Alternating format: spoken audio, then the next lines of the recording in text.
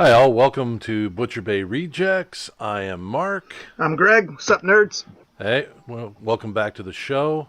Number 2 on our episodes list. We launched it out to social media, and so far, good response. Some people are following the pages, so I did hopefully pay. we're- I did pay off a lot of people, FYI. So those checks are in the mail, people. Don't you worry, they're coming. Well, I did check our page, and there's a few downloads. So I'm like, all right, people want to hear, or people are interested in hearing. Or I paid them See to if- hear. Or you paid them to hear, one of the two. Yeah. So how was your week there, bud? How'd you? Well, weekend couldn't come fast enough. But at least we had some. What we'll discuss in a bit. There, we had some WandaVision and Fortnite updates. So Yeah. I also watched another new movie. 'Cause what? I know you're very, very. You did? Wow. I did. This is a I did. new Mark. Yes, I watched. Well, I figure if we're doing this, I'm gonna have to up my consumption That's right. because we're really gonna. You have to keep on track of what's going on. Well, I'm in pretty the up to world, date, and- but I've been trying to prod you and to watch something Yeah. new. So I watched one that you mentioned, and you said you weren't happy with. Oh, or yes. you didn't like Outside the Wire Yes. with Anthony Mackie. I kind of agree with you. It wasn't that great of a movie. The action and everything was enough to keep you watching, but there was, I mean, to me, you know what it felt like? Anthony Mackie, in case you don't know, anybody that hasn't watched the movie, spoilers.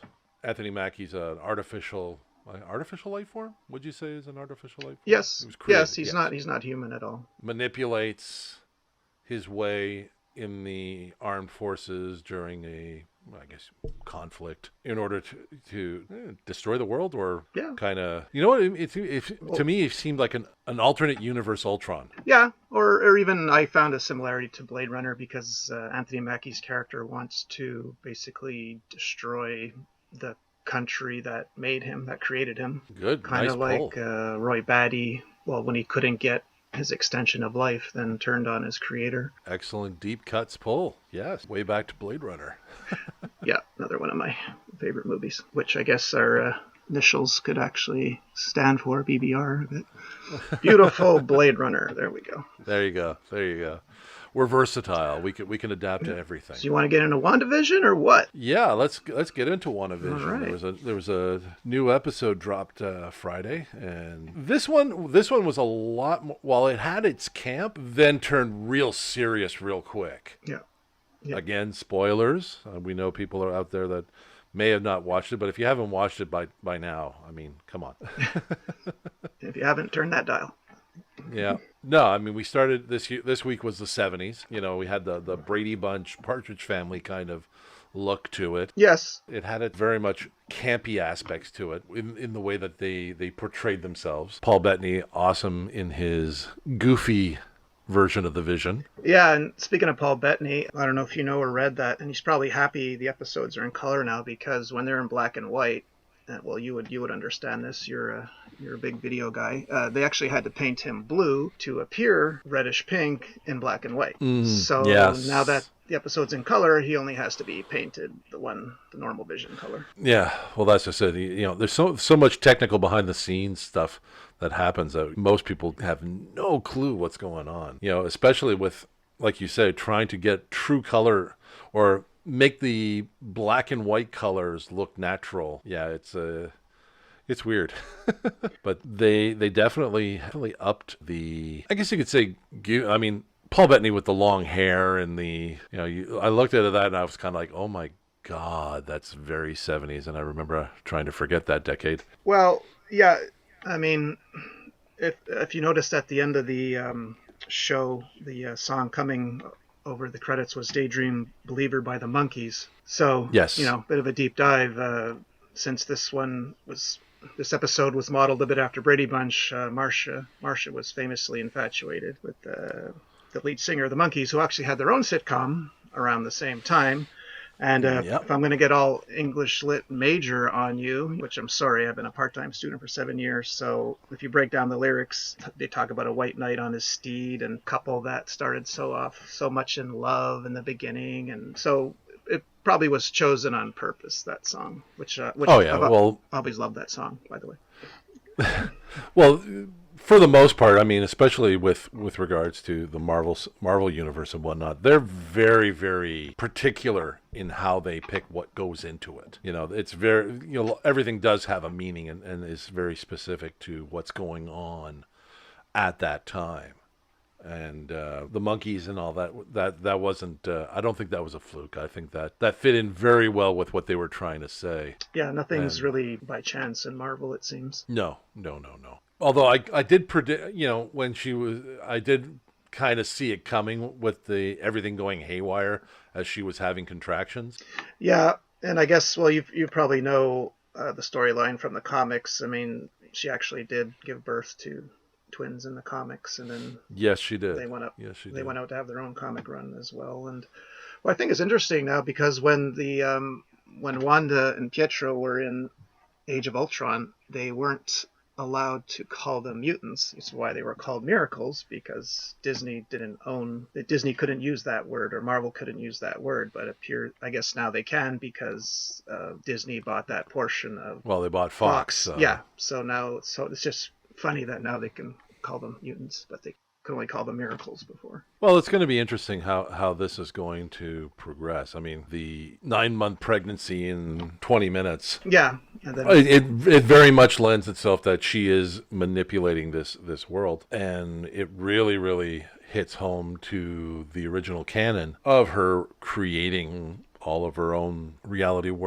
using her reality warping powers to sculpt the world. There's rumors that Benedict Cumberbatch is going to come in as Doctor Strange at some point in time, which he did come into when all this was happening in the comic book. So, well, this is going to be fun to see what develops. I'm hoping to believe that, now that, another spoiler alert, if you haven't watched the last episode of season 2 of Mandalorian, I was probably the last guy who thought it was going to be Luke Skywalker revealed at the end, because I didn't want to get crushed. I didn't want my hopes crushed.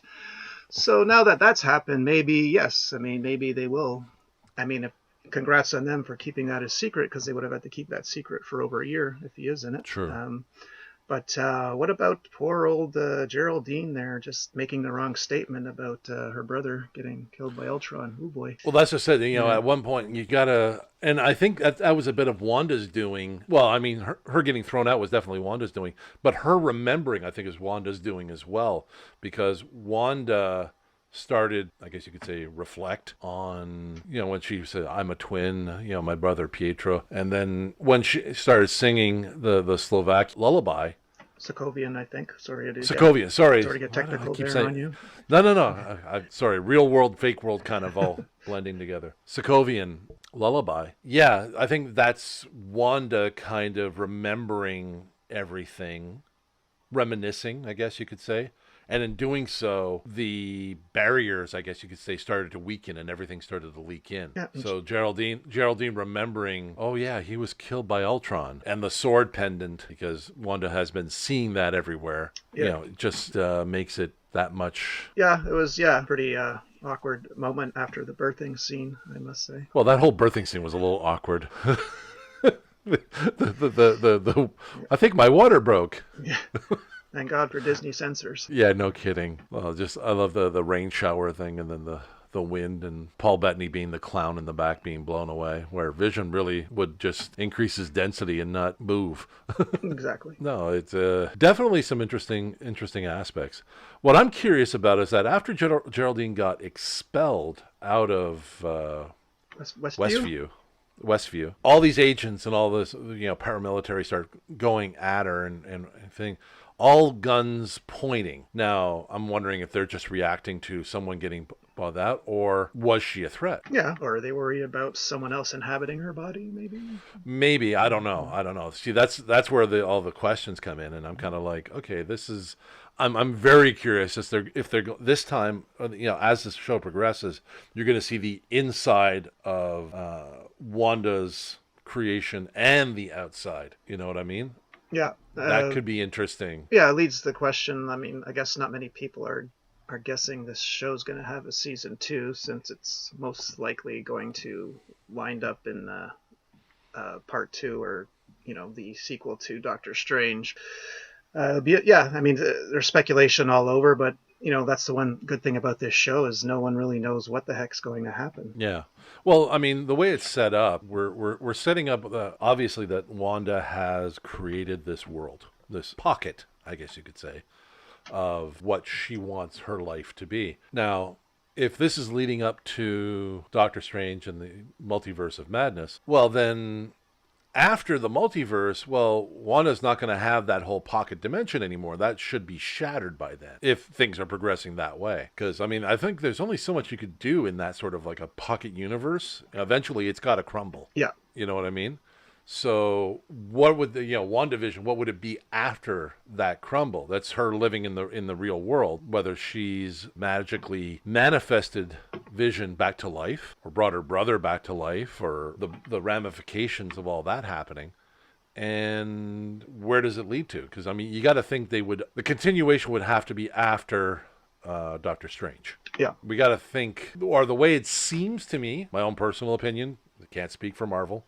I wish I could, but I can't. They're leading up to something with WandaVision, and it seems to be leading right up into Doctor Strange. So what happens afterwards? That's the big question.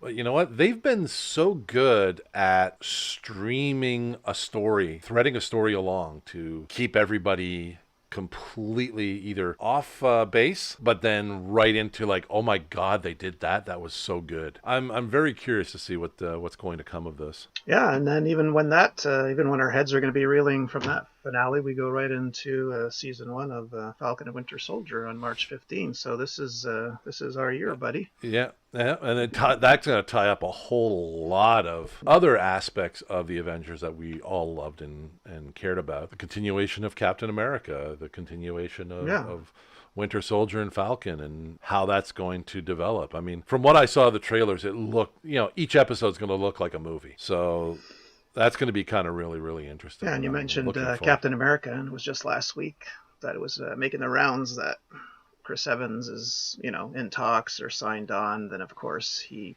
tweeted news to me. But again, these actors have to deny everything. Well, yeah. When asked, because they're trying to keep it a secret, but it's hard to these days, I guess. Well, it seems hard to in Marvel. Star Wars they worked hard to keep Luke Skywalker. True, but every other one got leaked, even though they never confirmed Katie Sackhoff, they never confirmed Rosario Dawson, neither of those actresses, that got out. But the fact that Mark Hamill, and the people surrounding him, who the CGI kept that secret for a year, that just shows you the love for that character. Nobody blabbed. True. Loose lips sink starships. Remember that, kids. But no, so I'm really looking forward to seeing that develop, and and seeing how Marvel's cinematic aspects are going to continue on as well. Because I mean, these are all cinematic characters brought into the television realm. But one thing I find, especially with these kind of small episodic shows, is that you get to tell a much bigger story because you have 10 hours to tell it versus the 2 hours that you see it on screen, right? So even though that Marvel does this beautifully, because I mean, Infinity War Endgame, that was just all the feels. You want to see, they develop these, like perfect example is the Netflix shows, right? Daredevil and Punisher. Jessica Jones. Holy shit. Yeah. Jessica Jones. I'll take flack for this. I even liked Iron Fist. Everybody racks on me for that, but I can see where they were coming from with it. So I mean, for me, it made sense. I still love the actor. I mean, who played him? Famously he was on Game of Thrones first. But I did get my Iron Fist comic signed by him. So I mean, I've waited for these characters to come to life since I was a kid. So to actually see a Luke Cage show and Daredevil, I mean, it's especially Iron Fist and Luke Cage were personal to me. Yeah. Well, heroes for hire, right? Yep. And they really played that aspect up. But doing an episodic comic book show in this instance very much plays into the origins of, that's what comic books are, right? It's Once a month, you get a snippet of a story, and then you string all 12 together, and then a story arc over a year. When you finish reading one, you're excited to see the next one. So this very much plays into that comic book realm where, okay, yeah, the movies are fantastic, but if you could do something episodically like this, really allows you to delve into the story. Judging from what we saw in the Netflix shows, there's no shortage of action. The look of the powers and everything just really, really comes off. So I'm looking forward to a little bit more of that. So Yeah. I think this is going to be.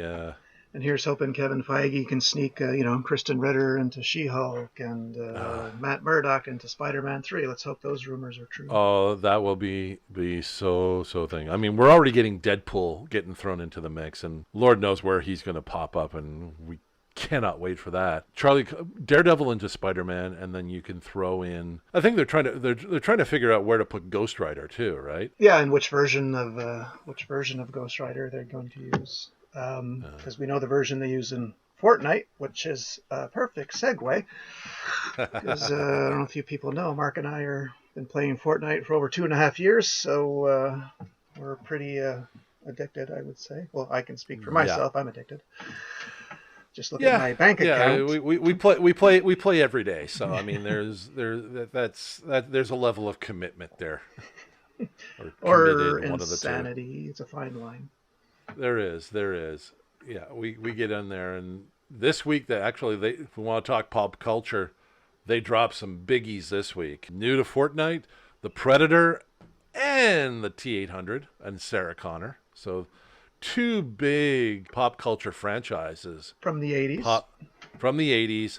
Popping up in the same week in Fortnite. That's huge because I mean, you and I are both big fans of the Predator and Terminator series. We think this was part of our childhood growing up. So it's like, wow, okay. Yeah, well, the challenges were a little skewed. When I was a kid, never did I dream that one day I would be spending 2,800 V-Bucks on a Sarah Connor and T-800 skin.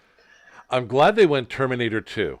Yes. I'm very glad they went Terminator 2. Although I did like her I did love Linda Hamilton in the first one as well, because she had quite the character arc, starting off as, the white-eyed innocent girl to, shutting down the Terminator at the end, so. True, but she wasn't the hunter she was in T2. No. She famously got in shape herself for that role, and even when they were on set, she said Arnold kept lifting up her shirt, telling everyone, look at her body, and he was mad that he couldn't take credit for it because he didn't train her. He was jealous that she didn't. Although they could have gone Terminator Dark Fate and with an older Linda Hamilton, which would have been probably more recognizable to today's generation versus the one, our generation that recognizes Sarah Connor in the black hat, the glasses, and the black outfit. Yeah, well, back then, I mean, actresses weren't doing that. No, we're used to Sylvester Stallone doing that from Rocky to Rambo, changing his body, but not many women were doing that, from one movie to the next, the way she did. No, that's true. That's very, very true.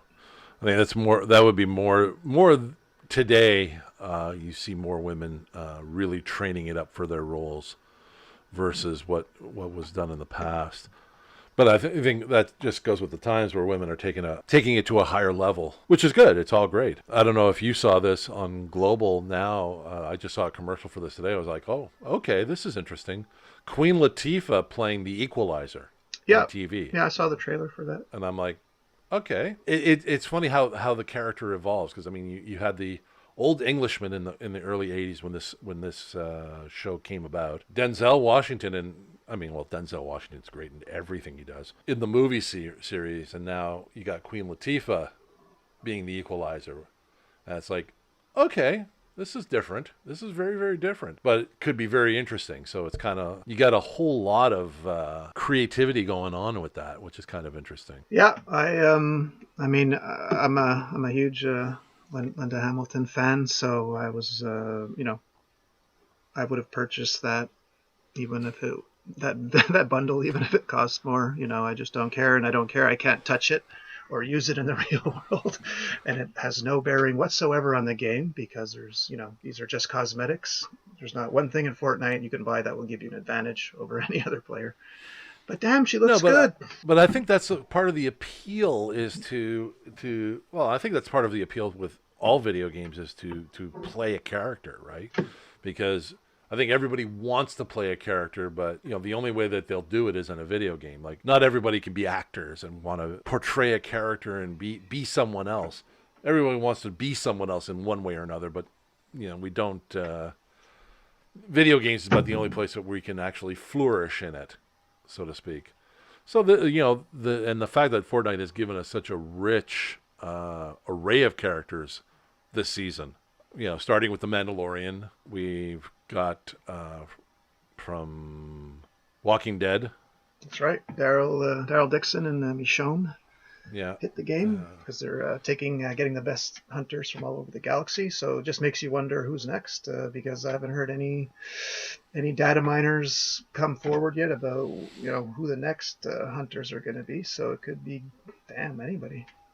Yeah, I mean, who have we had so far? Like Mandalorian came with the thing, and I think that was you haven't played with any other skin from the original series or the original cast of skins for Fortnite other than Mandalorian.